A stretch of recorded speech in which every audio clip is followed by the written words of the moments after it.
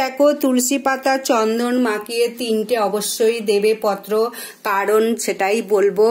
অনেকে একটা বলে, অনেকে 2টো বলে, কিন্তু না, শ্রীকৃষ্ণের চরণে সবসময় 3টে তুলসী পাতা দাও। 3টের অধিক হলে ক্ষতি নেই, কিন্তু কেন 3টে তুলসী পাতা দিতে হবে? শ্রীকৃষ্ণ যখন বলি মহারাজকে এসে চাইলো, বলি মহারাজ অতি দানে বলিবদ্ধ কথাতেই আছে, সে বলি মহারাজকে যখন ত্রিভূমি চাইলো, ত্রিপদ দান চাইলো, তখন বললো এ আর এমন কি বলি মহারাজ, ঠিক আছে আমি দেব, বলো কি নেবে।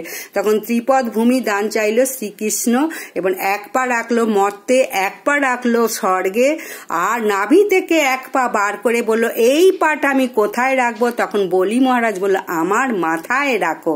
এই কারণে 3টে তুলসী পত্র শ্রীকৃষ্ণের চরণে দিতে হয়, ও এই কারণে বলা হয় বলি মহারাজ অতি দানে বলিবদ্ধ হয়ে গেল।